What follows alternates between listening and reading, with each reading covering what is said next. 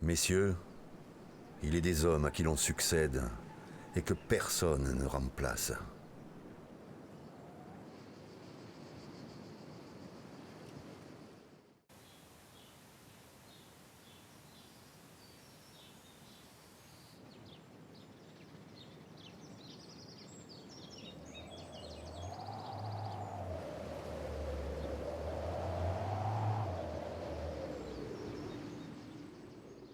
Augustin Fresnel à son frère Léonore. Nyon, le 5 juillet 1814. Mon bien cher frère, laissons la politique et parlons un peu physique. Je me permets quelques doutes sur la théorie du calorique et de la lumière. Suivant le système de Newton, les molécules lumineuses s'élancent des corps radieux pour arriver jusqu'à nous.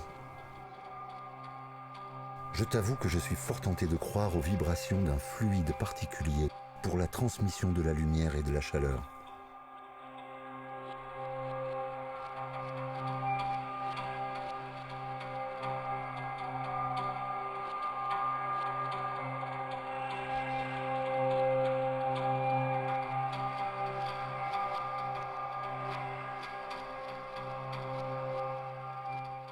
À François Arago, le 23 septembre 1815. Monsieur, je crois avoir trouvé l'explication et la loi des franges colorées qu'on remarque dans les ombres des corps éclairés par un point lumineux.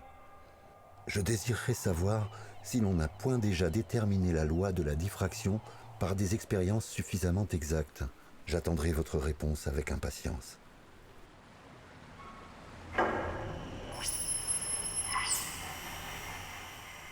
Votre suffrage est celui que j'ambitionne le plus.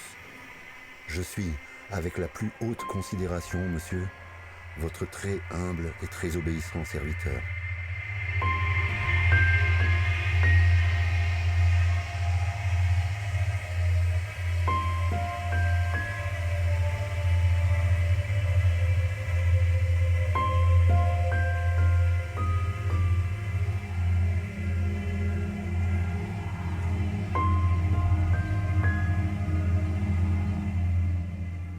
François Arago, le 8 novembre 1815. Monsieur, j'ai été chargé par l'Institut de l'examen de votre mémoire sur la diffraction de la lumière. Je l'ai étudié avec soin et j'y ai trouvé un grand nombre d'expériences intéressantes, dont quelques-unes avaient déjà été faites par le docteur Thomas Young.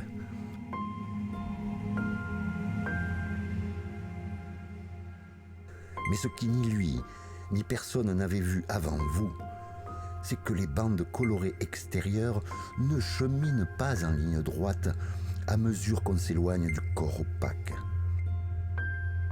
Monsieur, ce que vous me dites du système du Dr Young me fait désirer de connaître plus précisément en quoi je me suis rencontré avec lui. Vous concevez quelles peuvent être à ce sujet les petites inquiétudes de mon amour-propre. Les résultats que vous avez obtenus me semblent très importants. Peut-être pourront-ils servir à prouver la vérité du système des ondulations. La conséquence qui s'en déduit est tellement opposée au système à la mode que je dois m'attendre à beaucoup d'objections. Vous devez m'aider à les repousser.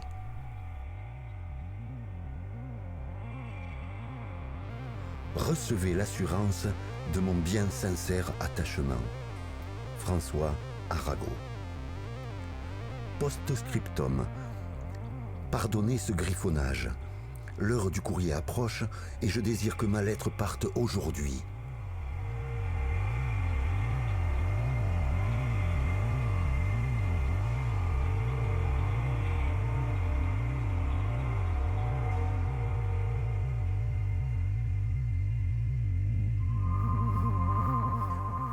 Je ne faisais guère ces expériences que pour vérifier ma formule. Mais ce que vous m'avez écrit à ce sujet me fait sentir combien il est important de rendre ces déviations plus sensibles par de nouvelles observations. Je commencerai demain ces expériences, si le temps le permet.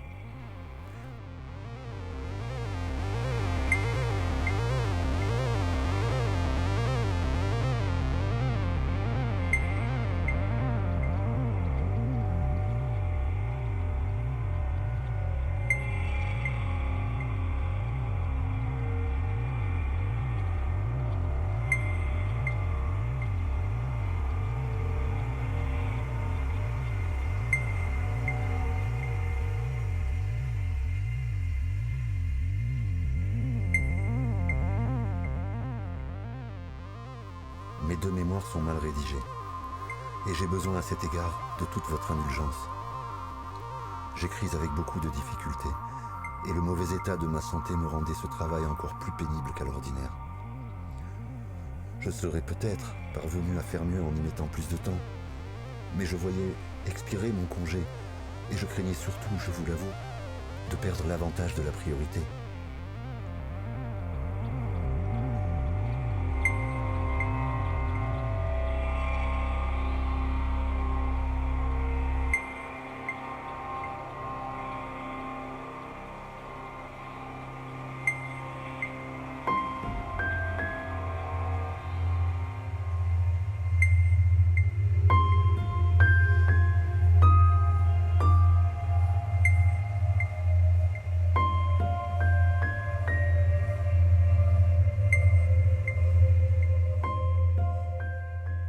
À son frère Léonore.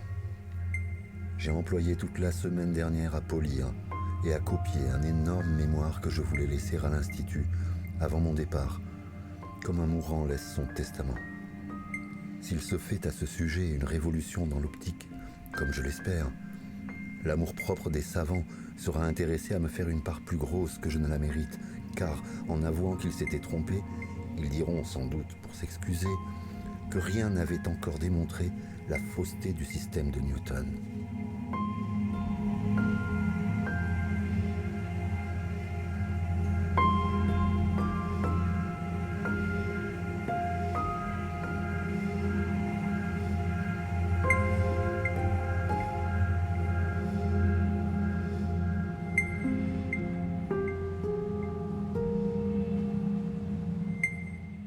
Au docteur Young.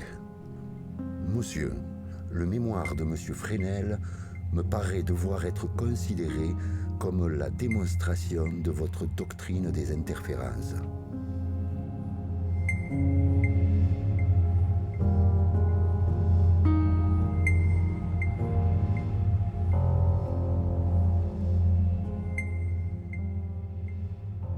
Le 24 mai 1816, au docteur Young. Monsieur, je ne connaissais pas vos expériences et la conséquence que vous en aviez tirée, en sorte que je présentais comme neuves des explications que vous aviez déjà données depuis longtemps.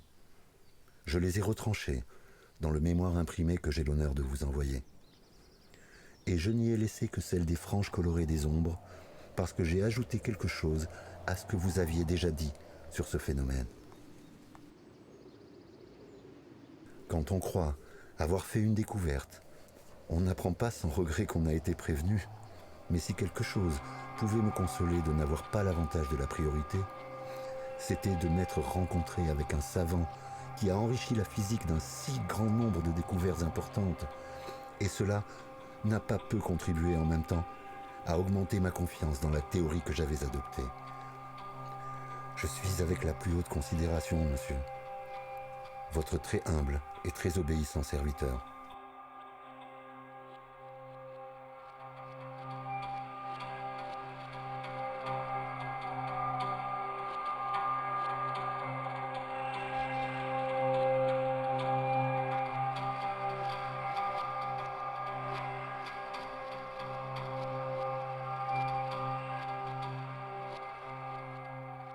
Le Dr. Young à François Arago. London, 48 Welbeck Street, 12 January 1817. I am sincerely delighted with the success which has attended Mr. Fresnel's labors, as I beg you will tell him. But I cannot fully adopt your expression in the letter you wrote by Mr. Dupin, that this memoir may be considéré comme la démonstration de la doctrine des interférences. For neither I nor any of those few who were acquainted with what I have written can find a single new fact in it of the least importance. Ever yours, Thomas Young.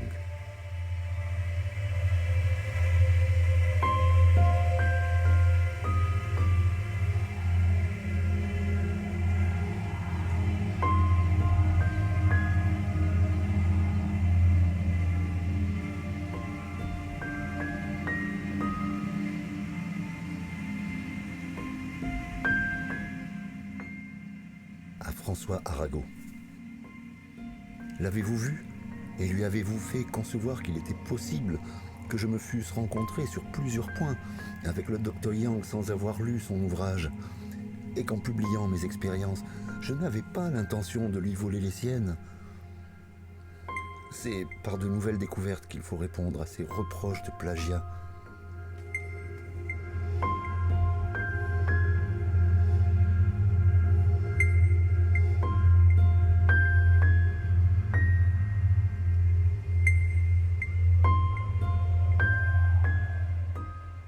Rennes, le 4 janvier 1817.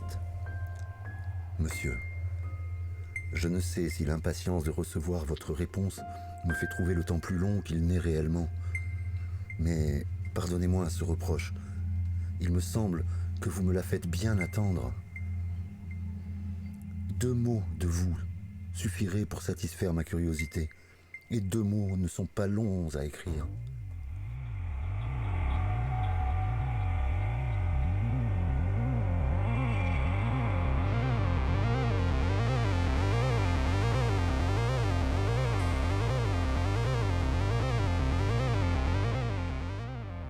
Je n'ai pas répondu de suite, mon cher ami, à la lettre que vous m'avez écrite, parce que je désirais vous annoncer que vos rapports étaient faits et adoptés. Je vous prie d'être persuadé du désir que j'ai de rendre promptement justice à vos connaissances, à votre zèle et à vos brillants succès.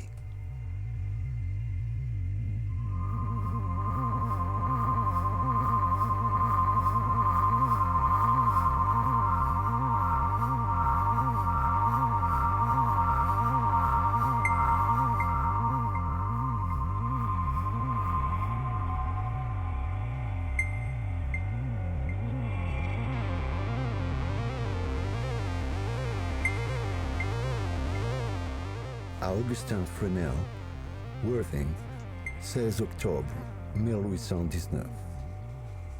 Je vous remercie infiniment, monsieur, pour le présent que vous m'avez fait de votre beau mémoire, qui mérite assurément un rang distingué parmi les écrits qui ont le plus contribué au progrès de l'optique.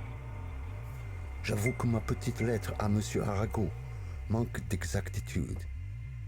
J'ai regardé la chose trop à la hâte, et comme le seul résultat que je me sois donné la peine d'examiner était d'accord avec les vôtres et avec l'expérience, je m'en suis trop aisément satisfait. Je désirerais bien avoir une idée juste de votre théorie de la cohésion. Ne serait-ce point abuser de votre complaisance que de vous prier de me donner sur ce sujet quelques éclaircissements?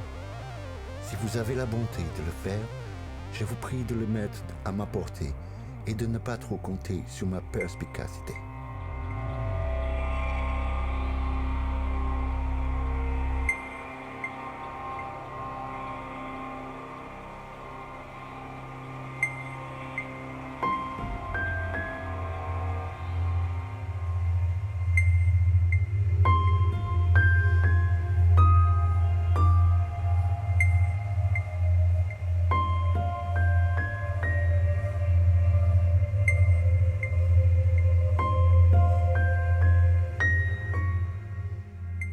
Remarque de M. Biot, sur un rapport lu le 4 juin 1821 à l'Académie des sciences par messieurs Arago et Ampère. 4 ans avant le travail de M. Fresnel, j'avais ramené l'ensemble de ces phénomènes à dépendre d'un petit nombre de lois physiques que je crois exactes. Mais le rapport les ayant attaqués, l'Académie a bien voulu me donner le temps et l'occasion de répondre.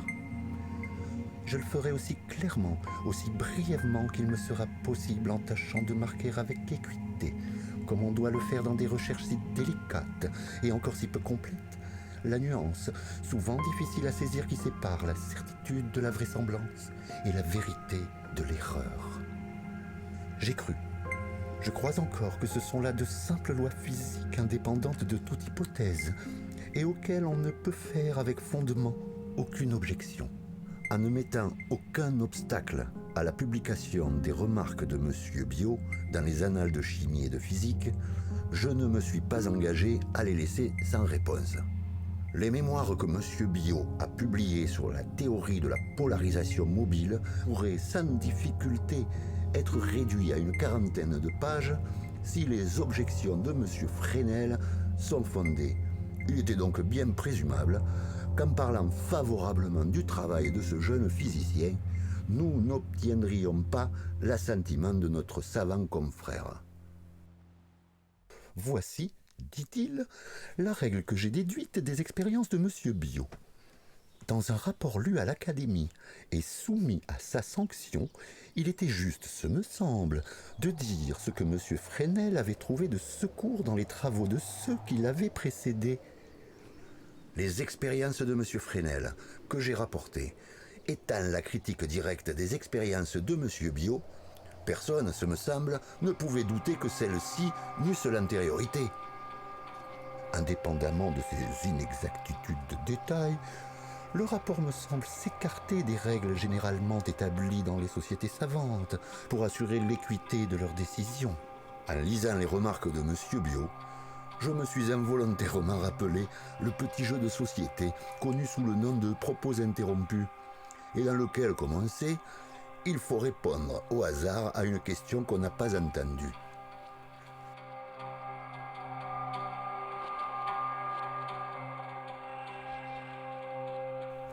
En défendant avec persévérance cet important travail dans le sein même de l'Académie contre les attaques d'un académicien, je croyais rendre un service aux sciences.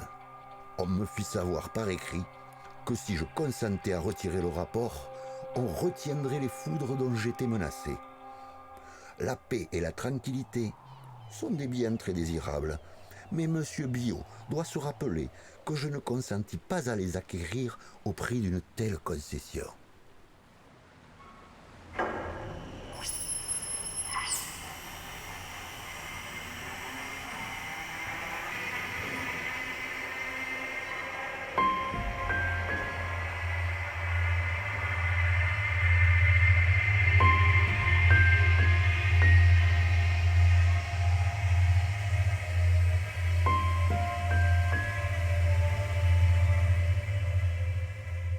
Extrait d'une lettre de M. Sganzin, inspecteur général des ponts et chaussées à Augustin Fresnel. Monsieur Mathieu, que j'ai eu le plaisir de voir à l'observatoire, m'a expliqué votre projet de lentille, dont vous avez parlé à la dernière séance de la commission et que je n'avais pas bien compris. J'ai été informé par monsieur Bordier-Marcet que l'appareil de la tour des baleines, île de Ré, était monté dans la lanterne de l'Arc de Triomphe et que M. Wagner s'occupait de l'arrangement de la machine. D'après cet état de choses, il me semble que nous pourrions, dès lundi prochain, commencer les expériences pour constater l'effet de cet appareil.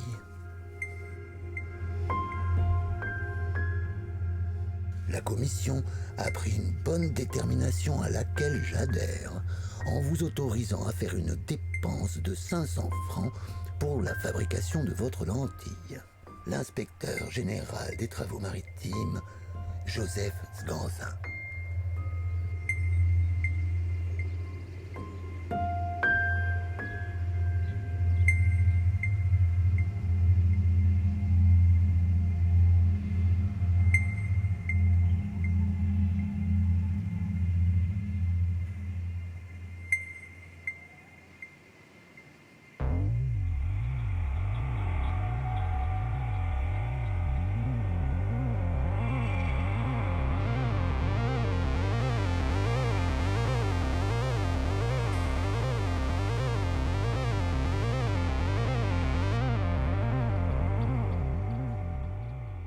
Le 15 avril 1821.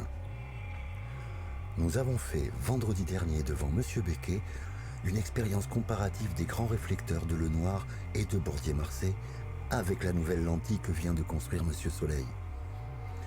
Nous avons eu un temps assez favorable, quoique le jour dut nous porter malheur puisque c'était à la fois un vendredi et le 13 du mois. Il fallait être un esprit fort pour choisir un pareil jour. Monsieur Becquet a été enchanté de l'effet de la lentille. Il désire annoncer ce succès dans le Moniteur, de peur que les Anglais ne s'attribuent la priorité de la découverte. Je ne sais si c'est l'état de malaise où je me trouve qui me rend presque insensible au succès de ma lentille. Je croirais plutôt que c'est que je n'ai pas eu le plaisir de la surprise, m'étant rendu compte d'avance, par des mesures d'ombre, de l'effet qu'elle devait produire.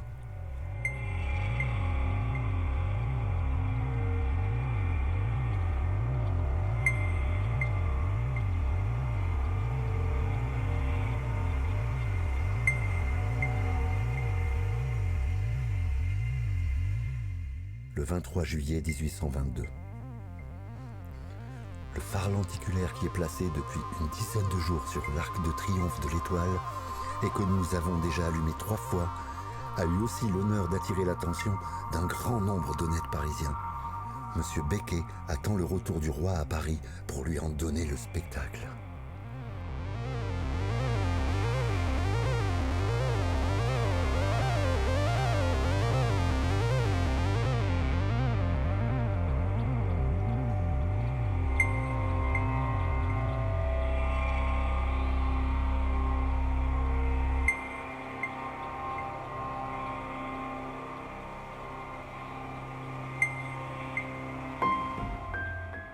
À Monsieur Maritz, père.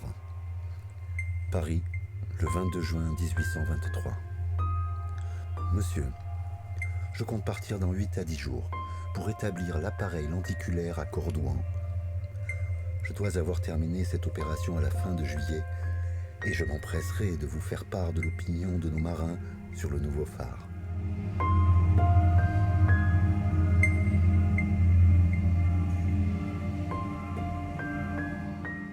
Aidé par M. Hans, chef d'atelier de M. Wagner, par le sieur Tabouret, employé du cadastre du pavé de Paris, par les gardiens du phare et par les ouvriers qui m'ont été envoyés de Royan, je suis parvenu à lever les petites difficultés que présentait l'installation du nouvel appareil et qui étaient augmentées par la situation isolée du phare, où je ne trouvais pas toutes les ressources dont j'aurais eu besoin. Le 25 juillet, l'appareil lenticulaire était entièrement monté et présentait aux marins tous les effets décrits dans l'avis publié par le Moniteur. Le maximum des éclats du nouveau feu serait 10 fois aussi brillant que celui des éclats de l'ancien, et par conséquent porterait 3 fois plus loin. Or, la dépense d'huile se trouve maintenant réduite de moitié, et il en résulte une diminution de 5 700 francs sur la dépense annuelle de l'éclairage du phare.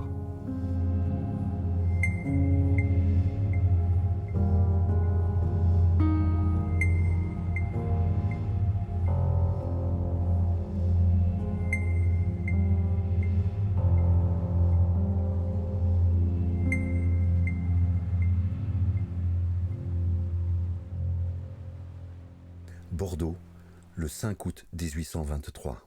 Tous les marins de Royan et les officiers du stationnaire de la rade du Verdon ont été émerveillés de la vivacité et de la blancheur du nouveau feu.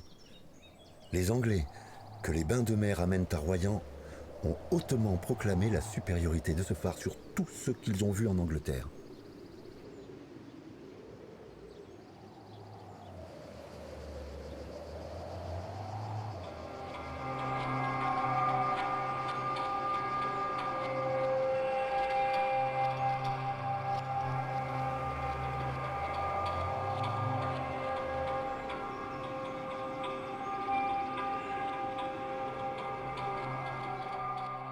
À M. Becquet, directeur général des Ponts et Chaussées, le 7 juin 1824. Monsieur le directeur général, j'ai reçu la lettre par laquelle vous m'annoncez ma nomination à la place de secrétaire de la commission des phares. En m'attachant d'une manière fixe et spéciale aux travaux de la commission pour le perfectionnement de l'éclairage des côtes, vous m'avez chargé, monsieur le directeur général, de fonctions qui me sont très agréables. Elles me mettent dans la position où je puis être le plus utile, en secondant vos vues bienfaisantes pour la sûreté des navigateurs. L'ingénieur en chef, secrétaire de la commission des phares, Augustin Fresnel.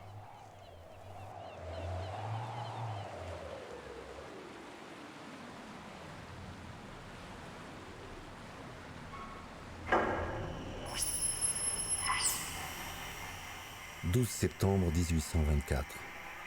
Monsieur Robert Stevenson, ingénieur des phares d'Écosse, attribue au docteur Brewster l'invention des phares dioptriques et cite même le nouvel appareil de Cordouan comme une application des idées de son compatriote. Il nous serait aisé de démontrer combien cette assertion est erronée. Le voyage de M. Stevenson et les renseignements qu'il est venu recueillir à Paris et jusque dans la tour de Cordouan prouvent assez que ce nouveau système d'éclairage n'a pas été inventé à Édimbourg.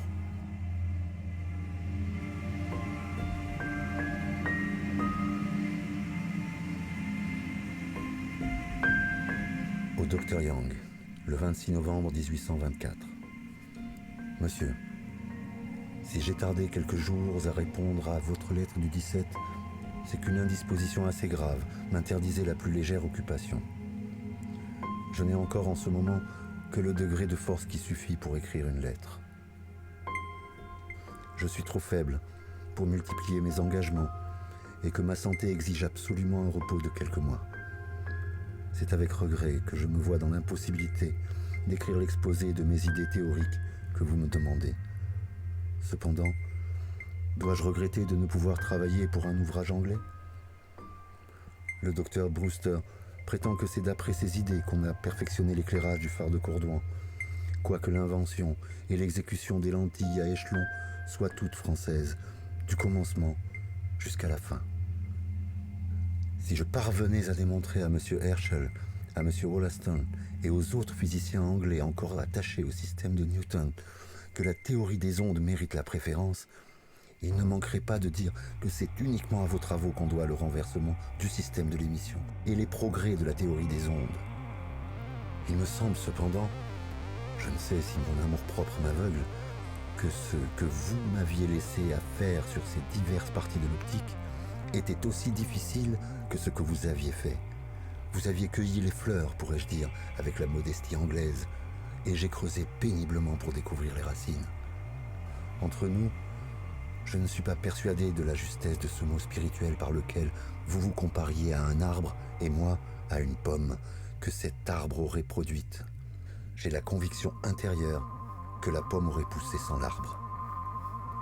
Cette lettre vous paraîtra peut-être, monsieur, la boutade d'un malade tourmenté par la bile et dont l'amour-propre est mécontent du peu d'attention qu'on a fait à ses travaux dans votre pays.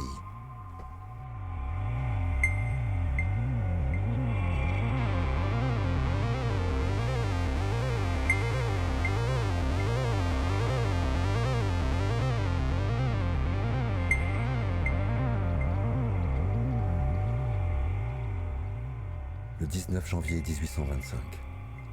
Monsieur, lorsque je vous ai écrit ma dernière lettre, mon imagination était fatiguée par des idées qui revenaient sans cesse à ma pensée. Comme cela arrive souvent aux malades et c'était pour m'en débarrasser que je les mettais sur le papier. Mais j'aurais dû me borner à cela et ne pas vous envoyer cette lettre, qui a dû vous paraître assez ridicule et que je vous prie de jeter au feu.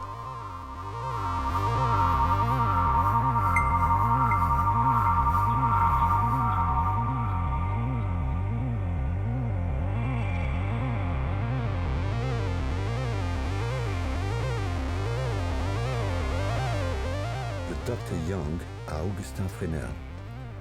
London, 9 Park Square, 18th June, 1827. My dear sir, I have great pleasure in transmitting to you the prize medal of Count Rumford, intended to be given biennially to the author of the most important discovery or improvement relating to heat and light.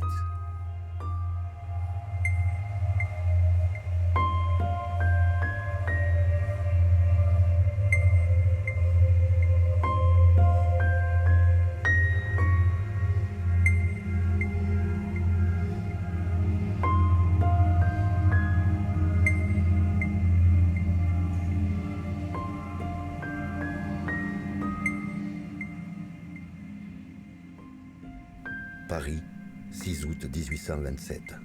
Au Dr Young. Mon cher confrère, vous avez sans doute appris quelle perte cruelle les sciences ont faite le mois dernier. Le pauvre Fresnel était déjà à moitié éteint lorsque je lui remis vos médailles. Sa mort a plongé ici, dans la plus vive douleur, tous ceux qui sont dignes d'apprécier l'accord d'un beau talent et d'un beau caractère. Adieu, mon cher confrère. Votre tout dévoué, François Arago.